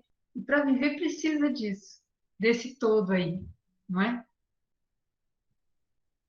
Perfeito. Muito obrigado, Luciana. Eu vou passar também uma questão também do presidente Sérgio Chaves para a professora Ana Rita. Professora, como que estão atualmente as conservações dos espaços públicos projetados por Burle Marx pela Prefeitura do Recife? Como que está essa gestão atualmente? Fernando, e direcionado para Sérgio também, veja, nós sempre temos, né? Agora mais ainda, porque os serviços pararam, né? Mas a gente está o tempo todo fazendo relatório de vistoria. Nesse momento, esse ano, por causa dessa pandemia, não houve oportunidade, né, de fazer ainda essa fiscalização, mas nós já começamos a fazer. A situação é muito dói, né? Dói mesmo, porque realmente eu acho que, como nós discutimos com a prefeitura, o plano de gestão, existe já o plano de gestão do Jardim de Burle Marx, né, tombados.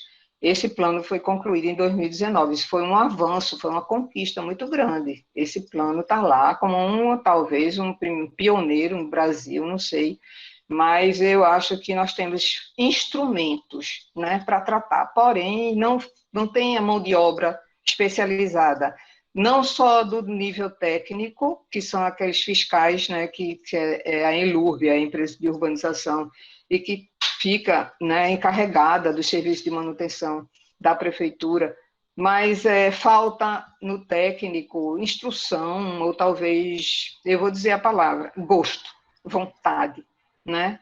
Entusiasmo de se responsabilizar por entender um jardim, por entender uma composição, um repertório que o Burle Marx sugeriu, né? Então, tem que manter aquilo como uma obra de arte, um patrimônio vivo. Eu acho que essa consciência não existe. Nós temos trabalhado isso muito em pequenos cursos, durante a Semana Burle Marx, sempre nós oferecemos, mas tem esse lado da nossa cobrança, e eu sei que tem o outro lado da prioridade também do governo, né? Que a gente tem que colocar isso também para discussão. E outra coisa que eu coloco também, sempre chama atenção, e a prefeitura já fica cismada quando eu começo a falar, é o jardineiro, né? Nós precisamos dos jardineiros, porque se não tiver o jardineiro treinado para o jardim histórico, ele não vai saber, ele pode até, com aquele trabalho de rotina, ele pode chegar a entender, mas quem faz a manutenção são os funcionários de serviços gerais. Isso não é correto, né? Então, tem toda essa, e Burle Marx já dizia isso desde 1930 aqui, precisamos de jardineiro treinado. A vida dele toda, ele ficou dizendo isso, né? E ainda bem que tem a escola, que está ali também, né, sofrendo muito, no sítio Burle Marx, que Cláudia também colocou isso no seminário, no nosso seminário ela colocou a preocupação dela muito grande com isso, né? Mas ele criou uma escola de jardinagem, de jardineiro, do saber, né? De fazer essa preservação desse saber fazer do jardineiro. Então, não é fácil, é uma luta constante do Laboratório da Paisagem nesse sentido, e ainda bem que nós temos esse comitê Burle Marx, que a gente tenta trabalhar com a prefeitura, em conjunto com o Estado e com o IFAM. Perfeito, perfeito. Eu já emendo, né, para você mesmo continuar numa resposta para a professora Eliane Guaraldo, né?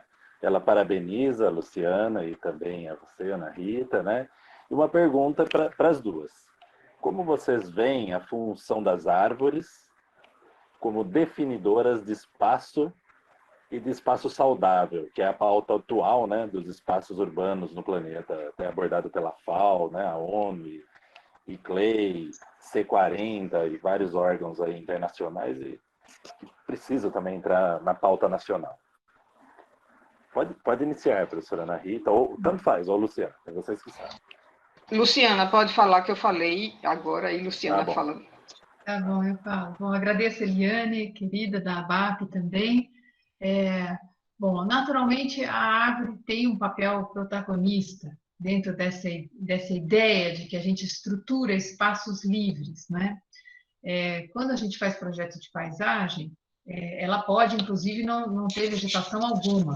Sei lá, pense nas praças italianas que eu mostrei para vocês na minha apresentação, aquela praça de Siena. Mas as nossas condições tropicais e o nosso tempo e espaço presente, eu acho que há uma exigência ética, inclusive, de arborizar os lugares. E eu não preciso de novo chover no molhado para esse monte de especialista que está ouvindo a gente, né? Mas pensando nas pessoas que não são os especialistas, que estão nos acompanhando. Uma árvore é capaz de criar um espaço, solitariamente, como aquela bela árvore que é a representante do Jardim Botânico do Recife. Né? Aquela árvore é uma presença, né? Ela faz o espaço. Agora, vocês sabem que no meu percurso atual de vida, eu tenho me dedicado muito ao estudo das políticas públicas. Por quê? Porque na minha carreira de projetadora, eu já fiz muita coisa que não sobreviveu. Eu estou pegando um gancho, estou tentando unir a pergunta que a Eliane fez com aquilo que a Ana Rita estava testemunhando. Né? Porque não basta implantar. A gente tem que pensar em como manter, a gente tem que pensar na gestão, certo? E a gestão, ela só se efetiva, eu acho, e vou voltar a essa pauta, né? A partir justamente de uma afetividade. Aquilo tem que fazer parte da cultura das pessoas. Elas têm que defender aquela coisa, aquele lugar e o próprio trabalho como uma questão de honra. Isso tem que entrar dentro da nossa cultura, né? Porque eu acho que existe um desamor, mas eu não vou entrar aqui nessa vereda. Eu vou dizer simplesmente que isso é um caso de educação muito sério, muito importante, porque ela diz respeito ao nosso futuro comum. Ela salvaguarda a água que a gente tem, né? E ela salvaguarda as memórias, ou seja, tem tantos espectros. Então, quando você leva uma criançada para conhecer uma árvore como aquela, você não precisa dizer nada. Você senta a criançada ali, vai ter uma aula como essas que a Ana Rita mostrou, que não precisava estar tísico para acontecer.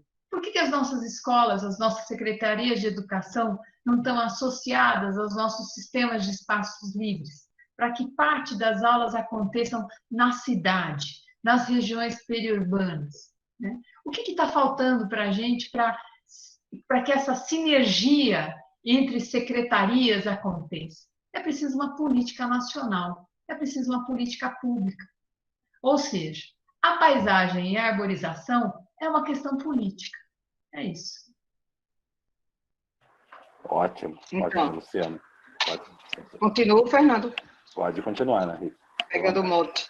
Luciana, tem toda a razão, Luciana. E eu acrescento no sentido seguinte, eu acho que é um problema de educação mesmo, né? Por isso que nós fizemos aquela cartilha, né, do Jardim de Burle Marx. A gente chama cartilha, um pequeno livro, mas que foi distribuído nas escolas de ensino fundamental, nas escolas municipais, nas escolas estaduais, escolas públicas e privadas, né? Então, foi muito importante isso, foi uma campanha, na verdade, né? E aí, eu coloquei aqui, poucos, quando eu pergunto, né, por exemplo, eu tenho netos e eu pergunto, a escola vai no Jardim Botânico? Não há essa cultura, né? Precisa frequentar o Jardim Botânico. E, na verdade, tudo começou com o Jardim Botânico, a nossa história, eu acho, de arborização, né? E essa admiração, né, de Burle Marx, a mãe dele, né, ela era música, e ela cultivava, né, as plantas, então vai despertando a pessoa. Então, é todo um processo de conscientização. Eu acho que a gente precisa... Aqui, quando nós fazemos na Semana Burle Marx essa ida nas escolas, que fizemos em alguns momentos, e também sempre uma atividade, né, com as crianças, eu acho que é isso que se precisa fazer, e sempre manter isso, porque é o futuro, né, do mundo, essa geração que vem aí. Agora, eu acho que existe também uma questão de de você rejeitar a árvore em muitas pessoas, né? Porque a árvore suja a calçada, né? Quer dizer, ou seja, por que eu vejo só esse lado e não vejo essa beleza? Então, quando a gente trabalha esse olhar, é nesse sentido de dizer, é interessante o jambeiro quando cai aquela floração dele, não há coisa mais linda do que aquele tapete, né, que forma, né, na terra, no solo. Então, é para levar as pessoas para ter esse olhar mais artístico. E quando a gente fica falando do jardim histórico, do jardim de Burle Marx, a gente está trabalhando isso, sabe? Então, isso é importantíssimo no curso de arquitetura, não é? Que não, e em outros cursos também, nessa interdisciplinaridade, né? Que vocês também estão promovendo, Luciana com a BAP, e a Sociedade de Arborização também. Eu acho que esse livro do manual técnico que vocês também estão, né, aí com uma grande produção que vem por aí. Então, eu acho que a gente tem que investir, sabe, Fernando? Investir mesmo, o Sérgio, né, que continua aí um guerreiro, né, Luciana também. Então, vamos fazer isso, gente. Vamos juntar esse exército para fazer com que isso seja sempre uma semente, sempre a gente esteja plantando, né? Os índios diziam assim, nós não enterramos os nossos, as pessoas que fazem parte, né, de nossa comunidade, nós plantamos. Vê que coisa linda. Emocionante. Exatamente, é de arrepiar, eu acho que para vários aqui que estão na live, a ideia como eu coloquei no início, ela precisa ser uma sinergia. Deixarmos de lado pequenezes humanas, né, como vaidades, tudo que atrapalha, né,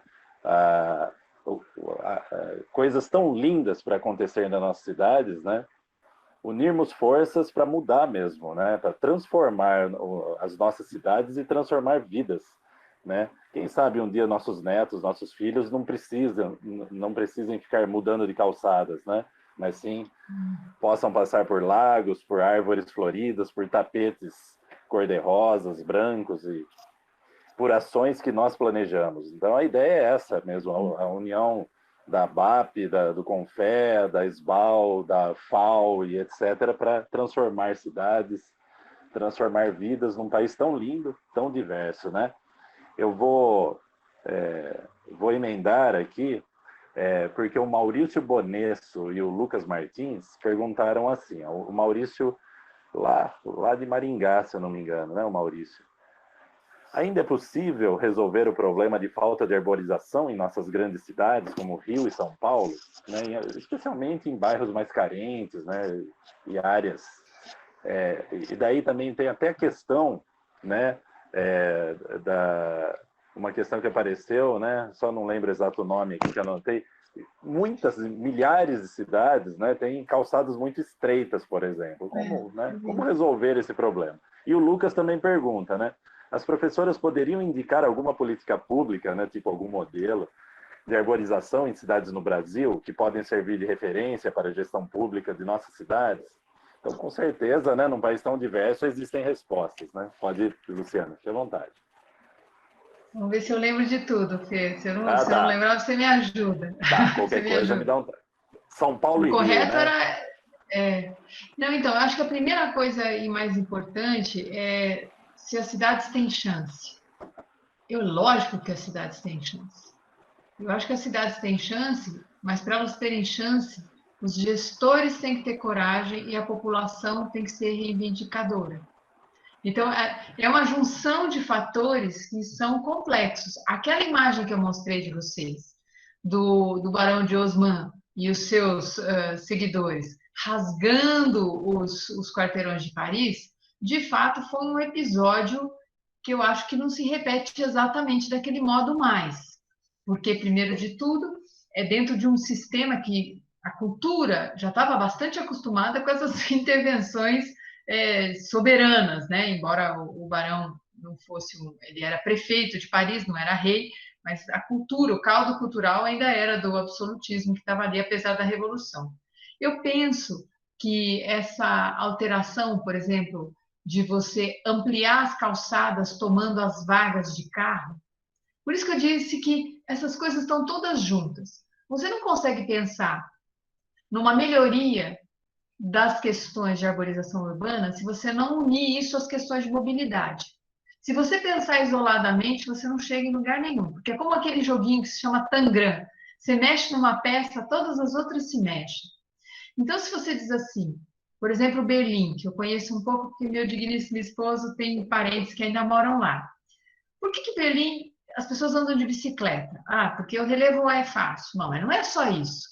Por que em Berlim a questão de drenagem está resolvida de modo que as gotas de chuva que caem em Berlim não ficam andando pela cidade? Eles têm um planejamento que as gotas que caem devem percolar naquele ponto. Não tem essa coisa de junta no ponto mais baixo, enche, alaga tudo. Então, veja, tem um sistema que deve emergir no processo de planejamento, é isso que eu faço de pesquisa, que é o sistema de espaços livres da cidade.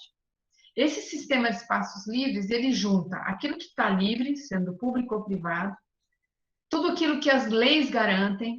Em São Carlos, que é onde eu estou, eu dou aula aqui na USP de São Carlos, então a minha pesquisa se liga à cidade de São Carlos. A gente tem uma lei de privilégio, que é como eu chamo, que é a APREM. São áreas onde estão os mananciais que as APPs receberam um engordamento.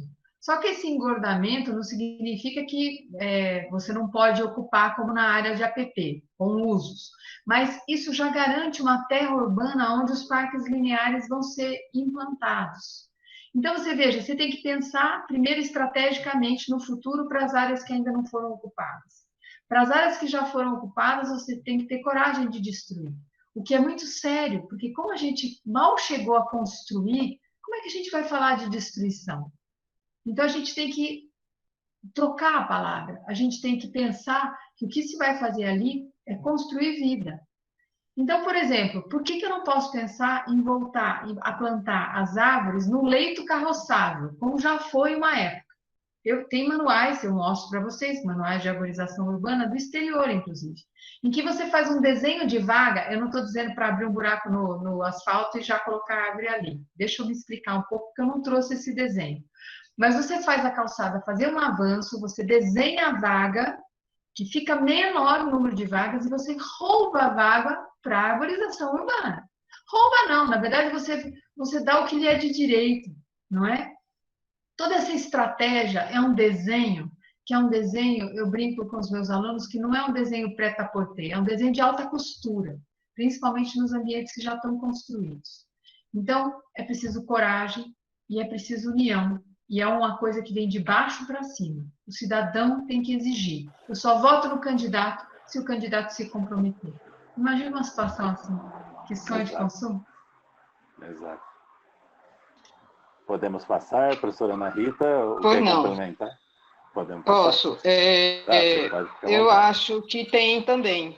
Tem jeito, sim, sabe? A gente vai, e os projetistas estão aí para isso. As ideias aparecem, sim. A gente tem que acreditar, sabe? Essa é a intenção, né? E aí se faz. Aqui na cidade do Recife, né, foi iniciado, eu acho que em 2000, deixa eu ver, tem mais ou menos, talvez 2012, um projeto que é do Parque Capibaribe.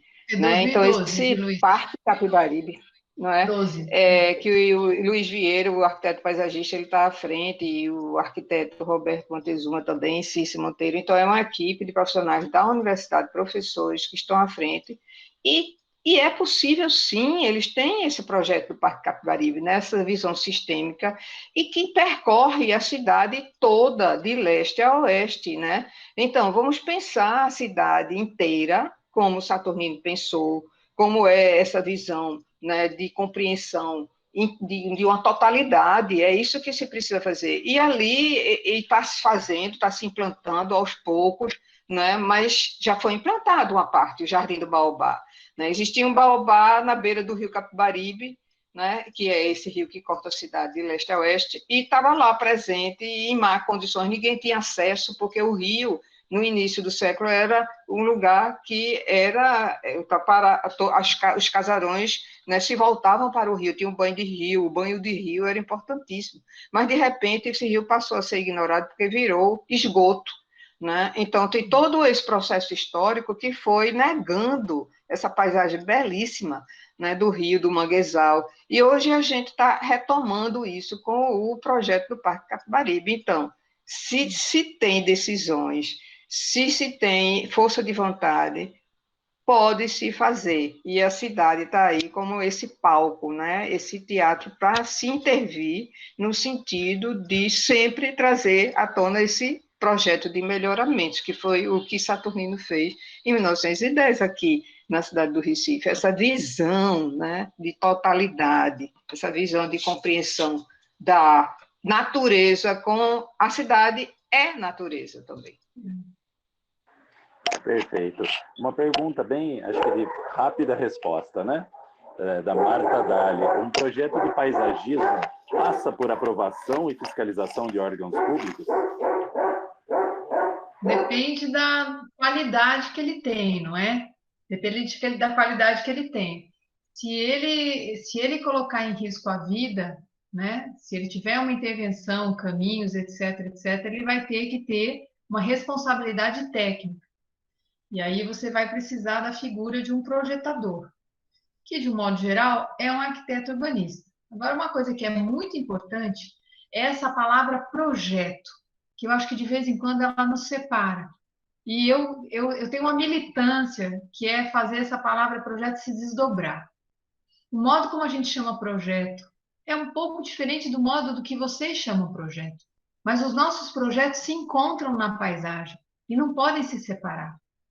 Todas as vezes que eu preciso de um mentor que me ajude a fazer os processos de especificação, eu me alinho a Luiz Mates, que é uma figura que acompanhou o Burle Marx muito tempo da vida e que foi simplesmente o diretor do Instituto Agronômico de Campinas, não é? Ou seja, é necessário trabalhar junto, né? Nós, arquitetos urbanistas, temos uma expertise que é visualizar espaços. Então, imagine, quando Luiz Vieira olhou o baobá, ele fez um modo de chegar no baobá. Ele fez os caminhos, ele pensou o espaço, ele desenhou esse espaço. Ele desenhou uma experiência. Vocês compreendem? É isso que cabe, a nossa formação é essa. A gente tem 5 anos projetando, desenhando esses espaços para ficar craque nesse desenho. A gente tem história, a história da arte, a gente tem conforto térmico, a gente tem várias disciplinas, como vocês também têm, muitas outras disciplinas, e tudo isso tem que se encontrar. Agora eu vou dizer uma coisa aqui que para mim é muito séria.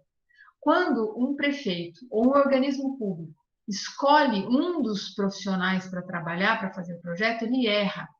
Ele não compreende a complexidade de espaços como esse, por exemplo, que Luiz Vieira está projetando. Você tem que ter uma equipe interdisciplinar e as entidades elas devem fazer pressão para que isso aconteça. Não é possível isso ser isolado. Não é? É para isso que existem as associações de representação. Elas têm esse papel importante. O Congresso Nacional tem que nos enxergar. É disso que eu estou falando. Nós somos invisíveis, de um modo geral. Aquilo que a gente faz é a última coisa, não é? Eu brinco, né? Você vai falar de uma pessoa que vai plantar árvores? Não, então, isso eu mesmo faço, não é? É muito complicado. As pessoas não entendem que isso é uma arte e é uma técnica. E isso, de fato, faz vida. Perfeito. Também de arrepiar. Veja só uma colocação de um nobre arborista aqui, o Anderson, né? Nosso Anderson Leite Fontes Júnior, de João Pessoa, Paraíba. É um arborista nato aí, que está sempre praticando, né, o bem na cidade de João Pessoa. Ele fala assim: amigos, durante essa pandemia, se observarmos, o que mais salvou muitas pessoas, né, do processo depressivo e outros problemas psicossociais foram as áreas com paisagens verdes e com muita árvore. Eu, quando estava acometido com Covid, ele foi acometido com Covid-19, quem me salvou foi a árvore do meu quintal, pois só podia conversar com ela e tocá-la. Então, forte, né? E o nobre Anderson pergunta assim: professoras, como vocês enxergam os novos projetos paisagísticos principalmente os públicos, né? Com pouca presença de plantas nativas, desde árvores, e também a gente tem que lembrar das arbustivas e arbóreas e outras formas de vida vegetais, né? O que acontece aqui no Nordeste, né? Que faltam as nativas, e acho que para todo o Brasil. Como vocês enxergam esses novos projetos, esquecendo da flora brasileira? Eu acho que eu lamento as ignorâncias, não é? O horizonte, eu estou aqui falando a mesma coisa, né? Eu acho que o horizonte é a gente conseguir criar esses lugares de encontro. Não é possível que a gente continue separado, né? Por exemplo, Ana Rita tem um biólogo que trabalha no seu grupo, não é, Ana Rita? Fiquei encantada com ele. Não tem, não tem como, não tem como, não tem mais tempo para a gente ficar separado, não é? É isso. Trocar. Eu me lembrei de dizer uma coisa, Luciana, na questão do projeto, né? Porque, para nós, e eu acho que a gente entende essa necessidade de uma equipe interdisciplinar, o projeto de paisagem, ele pede isso, né? Mas, nós também podemos chamar esse projeto paisagístico, né? Dentro da visão da arquitetura da paisagem, né? Quando o Fernando coloca essa pergunta, tem que ser, né, aprovado, sim, porque é uma arquitetura, né, também. Então, e também a gente entender que a paisagem está em todo lugar. Eu estou na paisagem, eu sou paisagem, né? Se você pensa dessa forma, então é preciso considerar várias, né, tem muitas variáveis aí que estão funcionando nessas decisões que se tomam. E eu acho que a questão da vegetação, né, exótica, por exemplo, eu não domino, né? Eu não domino esse repertório, né? Como vocês. Então, eu já tenho que dar a mão à palmatória. Eu preciso dessa consultoria. Inclusive, Burle Marx trabalhava, ele estudou botânica, mas ele só trabalhava com botânico. Quer dizer, grandes amigos, uma pessoa daquele nível, né? Com o conhecimento profundo de tantas coisas, um artista, um autodidata, era assim que ele trabalhava. Então, exige essa compreensão. Agora, eu acho que é preciso sensibilidade, antes de tudo, né? É preciso que se tenha essa percepção, esse olhar sensível. É isso que eu acho que é a grande ferramenta que a gente precisa trabalhar também. Se não tiver isso de saber... Mark Bess diz assim, o projeto de paisagem é tornar visível o invisível. E agora? Ou seja, está lá. As coisas já estão, já existem. O que eu preciso é chamar atenção para aquilo. Se usa plantas exóticas, se usar a nativa, precisa conhecer melhor a realidade brasileira. Perfeito. E muitas das belezas brasileiras ainda se encontram escondidas nas matas, nas vegetações nativas, né? Ainda. Algumas já desapareceram, infelizmente, pelo processo de extinção, né? Também tem uma afirmação aqui importante, né, da professora Eliane Guaraldo. Ela coloca, né, o conceito de cidade biofílica pode restituir essas expressões de totalidade que a professora Ana Rita menciona. Expressões de natureza, por exemplo, mangues na cidade, né, as paisagens com os elementos naturais presentes, né? Muito importante essa colocação também. Outra pergunta, estamos aí a 10 minutos, tá? Do encerramento, estamos atentos aqui. A Kathleen, né? Ela pergunta que é um desafio, ela coloca e também pergunta, é um desafio fazermos com que a população entenda que folhas e flores no solo não representam sujeira apenas, e sim uma renovação da vida, né? Ciclagem de nutrientes, né? O respeito ao próprio ciclo de vida do vegetal, né? Nesse contexto, o que as professoras sugerem como alternativa para a mudança nessa mentalidade? Bom, eu também como professor é aquilo, né? Mexer com a sensibilidade e depois com a compreensão e a apropriação, né, do tema pelas pessoas através da educação. Educação ambiental, acho que é um dos grandes caminhos. Aí eu deixo para você. tem um perfil que se alinha ao da educação ambiental, que é a educação patrimonial. Eu acho que a compreensão do que é patrimônio, a gente vai forjando desde a primeira infância, não é? Assim, aquilo que de algum modo vai me ficar na memória, aquilo que me sensibiliza, né? Essas coisas acontecem desde da primeira idade. E eu acho que a grande revolução, de novo, é cultural. A gente precisa alinhar o corpo docente. O professor de geografia é um aliado. As secretarias de educação, elas têm que, junto com as secretarias de saúde, estarem junto de quem pensa esses espaços na cidade. Agora, vamos pensar como são as nossas realidades. Cada um está na sua caixinha, não é? O cara de obras só pensa em obras.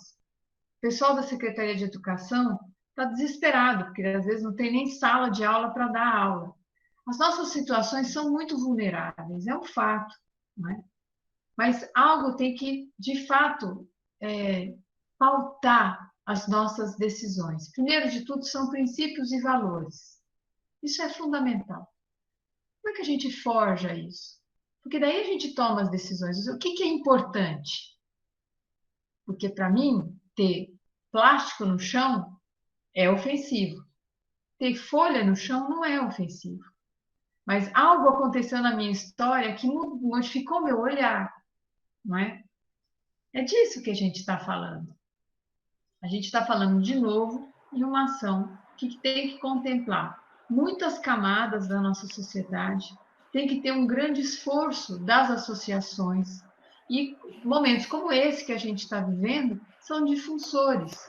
E essa difusão é fundamental também, não é? Como a gente continua frutificando isso, como a gente continua reverberando isso. É isso. O manual que o Fernando está fazendo, né, junto com o Alessandro e o Maurício, no meu ponto de vista, é revolucionário, né? Porque ele vai agregar questões que são técnicas. Ele deixou de ser um manual, ele começou como um manual. Hoje em dia ele é um compêndio, porque ele se alargou, ele estendeu. Ele quer, de fato, atingir as pessoas, não só aquelas todas que vão poder manusear, porque o horizonte é entregar em cada prefeitura, mas mais do que tudo, é modificar o gestor. A gente tem que atingir as pessoas que são responsáveis pelas decisões. Exato. A ideia é não nos contentarmos com a publicação. O mais importante, lógico, é algo muito importante, a compilação de todas as ideias, a construção e a união de tantos e tantos profissionais brasileiros e até estrangeiros, mas sim o pós-livro, né? Que são esse livro se tornar vivo, né? É um tema futuro. Nós estamos com o tempo aí próximo, né, ao final, mas eu vou fazer o seguinte, bem rapidamente eu vou colocar um comentário do Sérgio Chaves, né? Por exemplo, ó, um bom projeto arquitetônico que visa a valorização de recursos naturais e estimula a conscientização da população para a preservação ambiental faz parte do programa de parques desenvolvido pela atual gestão da cidade de João Pessoa, a qual o nosso presidente está atuante, né? A diretoria de paisagismo, que está sob o comando do Sérgio, né, da cidade de João Pessoa, tem um corpo técnico multidisciplinar. Isso faz uma grande diferença. Poxa, se grandes pensadores, grandes, né, como Burle Marx e tantos outros já apontaram essa necessidade, né, multidisciplinar, por que não, né? O Sérgio está testemunhando o Dream Team, vocês entendem? Exatamente. Viva, Então, viva!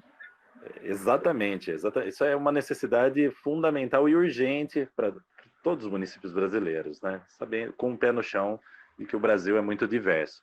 Mas eu vou passar então para só um pequeno aviso: o próximo evento, né, é no dia 25 de novembro e será com o tema Cidades que Nasceram Arborizadas, Maringá e Teresina. E eu vou passar agora, antes da Kathleen retomar e finalizar, né, as considerações finais para a professora Ana Rita, agradecendo muito novamente, né, a nobre presença e também para a professora Luciana. Fiquem à vontade, tá? Então, eu lembrei de falar uma coisa também, quando a Luciana estava abordando aí a questão do olhar e da consciência. Veja, nós temos muita dificuldade com os arquitetos, certo? No nosso departamento de arquitetura e urbanismo, Laboratório da Paisagem enfrenta uma luta que não é brincadeira. Então, quando nós defendemos, né, essa nossa filosofia da paisagem, do jardim, né, então não é fácil eles entenderem. E é porque querem fazer torre, porque querem construir, porque querem fazer calçada, e porque, entendeu, gente? Então, esse diálogo, ele não é fácil então, não é só o técnico da prefeitura, não só as pessoas que são dos serviços gerais, o professor de arquitetura também, né? Então, eu acho que leitura mesmo, vontade de entender mais e de respeito. Eu acho que eu respeito ao ser humano, sabe? Nós estamos fazendo um livro bem interessante, viu, Fernando, que é a Concertina. Ele já está na editora para sair. É um pequeno livro como a Cartilha, de Burle Marx, mas ela se desdobra na forma de concertina e mostra essa interpretação da paisagem como espaço público, como jardim, como patrimônio, em diferentes faces, mas com a linguagem adequada para não só, né, eu acho, não criança, mas o estudante da universidade, né, o universitário, e daí para frente a sociedade como um todo. Bem, para mim foi um prazer, né, estar aqui com vocês. Eu espero que nós prosseguamos, né, podemos prosseguir nessa nossa vontade de construir uma cidade saudável e um mundo onde a gente possa se unir melhor e pensar e defender a árvore, sabe? Eu acho que a árvore é um monumento, né? E que aqui nós temos árvores tombadas, e eu acho que em várias cidades também tem. Então, vamos defendê-la e nessa nossa missão. Obrigada, gente, por tudo. Boa noite. E obrigada, Luciana, pela companhia, e Fernando também, por tudo. Tchau. Obrigado, Lu. Eu também coloco o meu conceito, que eu sempre falo. Para mim, além de um monumento, que é mesmo, a árvore é uma entidade que agrega muitas vidas. Ótimo. Luciana? Eu acho que para fechar esse momento que a gente viveu, que para mim foi riquíssimo, eu também agradeço muito a companhia de Ana Rita e de todo mundo que foi falando com a gente, a mediação de Fernanda. É uma ideia que, para mim, é muito importante. A cidade, ela ensina.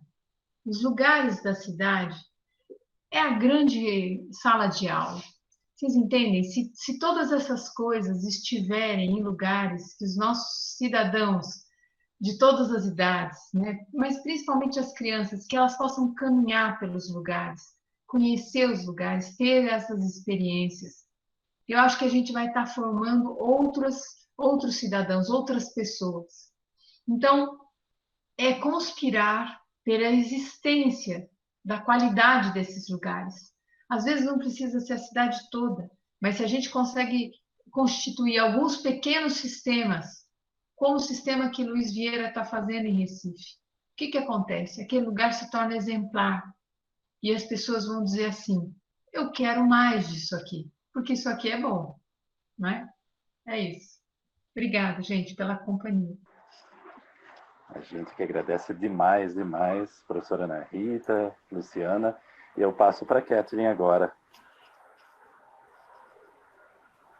Então, muito obrigada às simpáticas professoras que atenderam ao nosso convite, ao Fernando, que tão gentilmente conduziu a mediação desta noite, a professora Ana Rita, a professora Luciana, tão importantes informações para esta noite, para que a partir disso possamos a valorizar e amar ainda mais as nossas irmãs árvores, não é? Agradecemos também aos técnicos, gestores, professores, estudantes e comunidade em geral que prestigiaram esse evento. O alcance do evento nas redes sociais com um grande número de compartilhamentos e participações, demonstra o interesse do público em conhecer mais sobre as questões que envolvem o tema da arborização urbana. Destacamos, novamente, que o nosso próximo evento, no dia 25 de novembro, será Cidades que Nasceram Arborizadas, Teresina e Maringá, com a mediação de Eliane Guaraldo. E destacamos, por final, que a produção destes eventos só foi possível graças ao interesse da SBAL, através de seu presidente Sérgio Chaves, que acreditou na proposta, e na Unipampa, que possibilitou a utilização de seus bolsistas e ferramentas de comunicação para a transmissão do evento. Além dos aqui citados, a organização desses eventos contou com uma equipe técnica responsável pelos temas e contato com os nossos convidados. Desejamos uma boa noite a todos e esperamos a todos no próximo encontro. Eu peço agora que todos abram as suas câmeras para que façamos aquela foto final de encerramento. Nossa tradicional foto.